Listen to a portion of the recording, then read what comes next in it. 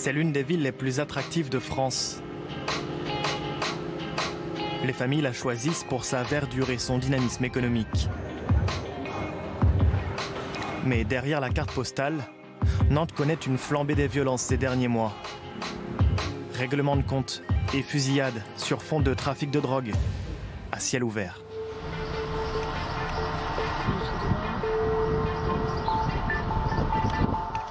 Et c'est là qu'il y a eu un jeune qui s'est fait tirer dessus apparemment par un groupe qui était en scooter et qui est reparti aussitôt.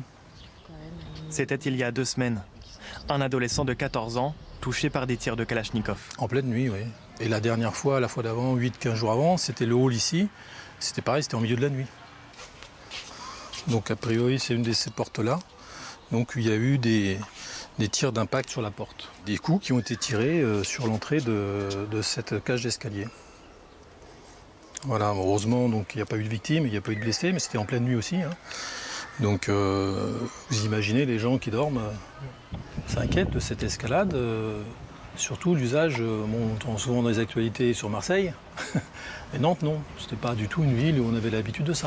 Et on ne voudrait pas que ça devienne une habitude. Situé à quelques minutes du centre-ville, ce quartier résidentiel, jusqu'ici paisible, vit désormais au rythme du balai des trafiquants. À l'entrée de ce Porsche, un guetteur à l'apparence très jeune. Juste derrière, un point de vente de stupéfiants. Et moi, malheureusement, je suis aux premières loges. Et ma famille, surtout. Donc on a des jeunes enfants, c'est pas toujours facile. Quand vous voyez beaucoup de voitures qui passent, qui s'arrêtent juste pour 5-10 minutes, ou voilà. Il y a des pistes comme ça qui font qu'on voit un peu ce qui se passe. Ça tire sous les têtes, oui, mais bon. C'est arrivé une fois, j'espère que ça n'arrivera pas 2. Aucun quartier n'échappe au trafic, et surtout pas le centre-ville. Et permis pour Mike 31. Si vous voulez, on peut faire un tour par la porte. N'importe quelle porte cochère peut faire office de point de deal. Non, ils ont réparé. Il a réparé. On avait des individus qui s'y réfugiaient, soit pour consommer de l'alcool, pour se poser, pour se cacher des services de police ou pour effectuer des transactions de produits stupéfiants. En plein centre-ville. En plein centre-ville, oui. On a réussi à renforcer le... Désormais, le business a pignon sur rue, sous le regard des habitants. Le matin à partir de 11h et le soir à partir de 17h. Hier, il y en a 2 qui étaient en train de s'engueuler devant la porte. Je leur fais signe, ils nous connaissent quoi.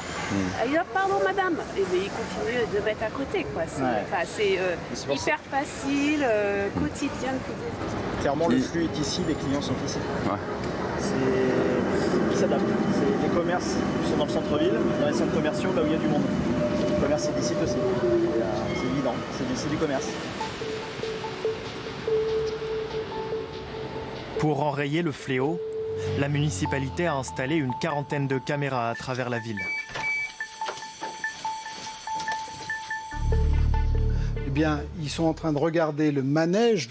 Il hésite, il ne sait pas s'il va acheter, s'il ne va pas acheter, etc. Là, c'est un point de deal. C'est un point de deal. C'est un point de deal. Les caméras, jamais, à elles seules, supprimeront le trafic de stupéfiants si vous n'avez pas des enquêtes sérieuses et derrière le travail de la justice. Voilà, c'est une chaîne. C'est une chaîne. Et chacun doit y mettre des moyens.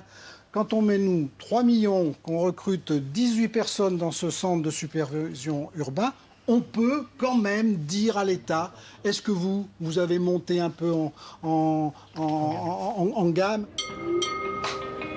L'appel à l'aide des élus locaux face à la prolifération du trafic de stupes.